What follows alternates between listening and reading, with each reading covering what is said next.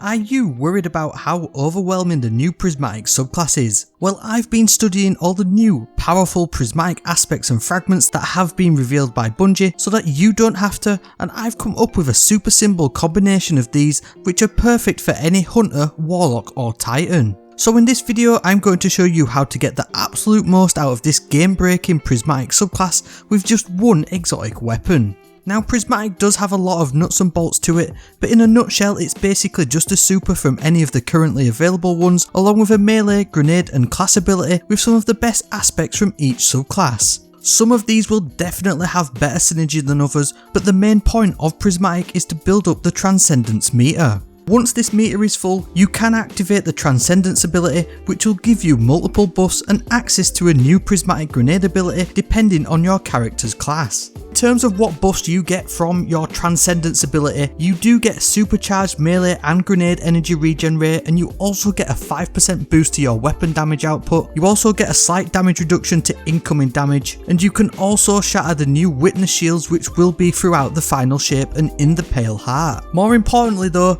defeating targets extends the duration of this ability and the uptime of all these insane buffs, but first, in order to use the Transcendence ability you need to fill up that meter, and to do this you'll need to get both light and darkness elemental final blows in equal measure to fill up the relevant light or dark side of that meter. Kinetics will give a lesser bump to both, but then an improved rate once one side is full, so ideally you do need some sort of balanced loadout to get the best out of this Prismatic subclass. Now in my opinion, this is where this next exotic really stands out, and it really comes into its own with the Prismatic subclass, because it technically was the first ever Prismatic exotic that we ever had in Destiny 2 and has the most extreme synergy that I can think of out of any single weapon in the entire sandbox. Conditional Finality is the Root of Nightmare's raid exotic and can offer some immense build crafting potential to massively decrease the cooldown of the Transcendence ability with some standout Prismatic fragments. Now the main reason for this is that the Conditional Finality, although it does sit in the kinetic slot, actually is an energy weapon, but it's not just one energy, it's two energies, as it comes with the exotic trait Paracausal Pellets.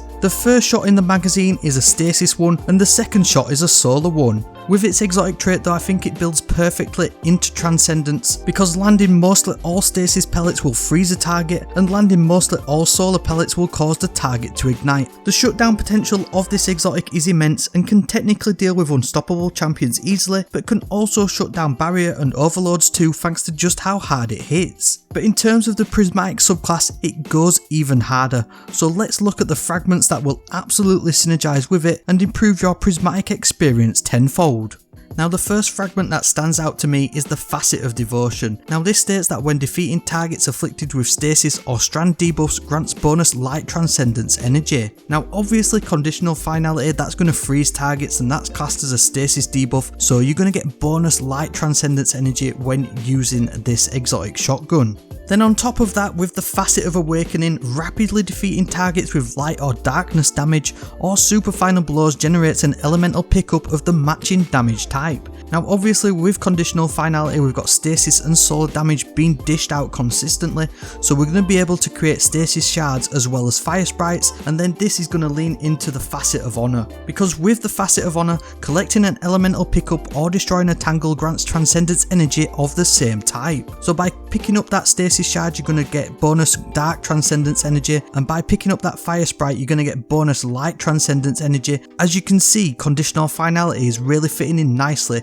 with these fragments already. Then on top of that you can also lean into the Facet of Balance, whereby rapidly defeating targets with light damage will grant melee energy, and rapidly defeating targets with darkness damage grants grenade energy. Now already on the Warlock I'm going to be looking at putting on the Feed the Void aspect, which is going to grant you Devour, so that's going to give you bonus grenade energy over time by just defeating targets naturally. And then obviously with Conditional Finality and then stasis damage you're going to be creating bonus grenade energy. Also with the solar damage of Conditional Finality you're going to be able to create melee energy as well. And then this one leans back into the Facet of Sacrifice, that whilst you have an arc, solar or void buff, ability final blows will grant bonus darkness Transcendence energy. So as you can see from the Facet of Balance, we're going to be able to lean into Facet of Sacrifice, get bonus melee and grenade ability uptime, and just lean back into feeding both sides of the Transcendence meter at the same time. And then one of the main fragments that you're going to definitely want to use with the conditional finality is the Facet of Ruin,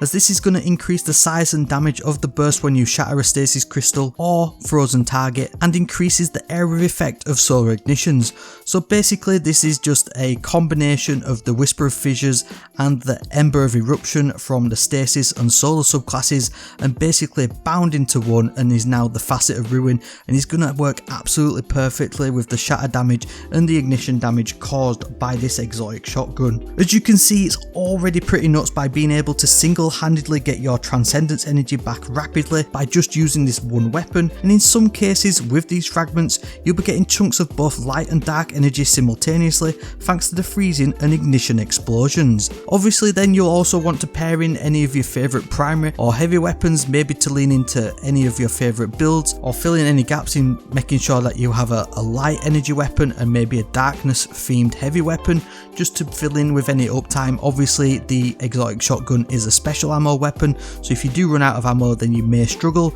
but to be fair, the uptime of ammo and the damage output that this thing offers just more than makes up for it, to be honest. And combined, like I say, with all these fragments, you're going to get that Transcendence up as often as possible, and you're going to be able to then spam them prismatic grenades, your melee ability, and just really go to pound town with everything that Prismatic offers, and it actually matches perfectly with conditional finality. I'm really looking forward to putting this build theory crafting into practice and putting it into a Prismatic build or two. Let me know down in the comments what you're looking forward to the most with Prismatic. Like, sub, see you later.